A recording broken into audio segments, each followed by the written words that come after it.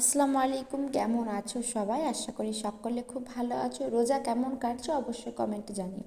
এই মইপিট কোস্টালে আসা আমার প্রায় 2 মাস মতন হয়েছে। এই যে পাশের হল রুমটা, এটাই নোংরা হয়েই পড়ে থাকে। এখানে মাঝে সাঝে এনারা বিয়ে বাড়ির ভাড়া টাড়া দেন, কিন্তু খুবই কম। আমি এসে থেকে তো এখনও কোনো দিনও হয়নি। সেই জন্য ভেবেছি যে এই ঘরটা পরিষ্কার করবো। তো নিচের দিদিরা নিচের ঘরে দোতলায় দুটো তিনটে দিদি থাকেন, আর উপরে আমি থাকি। তো আমরা 3-4 জন মিলে এগুলো ওই রুমটাকে কোনো রকম পরিষ্কার করেছি যেন বাচ্চারা একটু হাঁটাচলা করতে পারে, কারণ সবার একটা করে বাচ্চা আছে। এই খাবার জলগুলো রোজ ভরতে হয়, কারণ এখানে জলের একটু অসুবিধা। রোজ রোজ কারেন্ট থাকে না, কারেন্ট থাকলেও ভোল্টেজ থাকে না, পাম্পে জল ওঠে না, সেই জন্য জলগুলো রোজ রান্নার জন্য ভরে রাখি। তারপর সেহেরিতে কিছু থালা বাসন ছিল খাওয়া দাওয়ার পরে, সেগুলো আর মাজতে ইচ্ছা হয়নি। আর এখন ঘুম থেকে উঠতেও লেট হয়, ওই ভোরে আবার নামাজ পড়ে ঘুমিয়ে যাই, তো তা উঠতে আর ইচ্ছা করে না। তারপরে যে টুকটাক কাজ বাজ ছিল সেগুলো সব সেরে নিলাম। তারপরে আনিকাকে স্কুলে পাঠাবো, ওর পাপা ডিউটি গিয়েছে, 10টা নাগাদ চলে আসবে।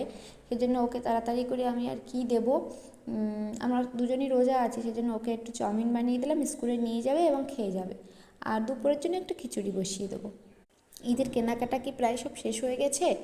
এবার আমি আর বাড়িতে নেই, সেই জন্য হাট বাজার করতে পারবো না, সেই জন্য সব অনলাইনেই অর্ডার দিয়েছি।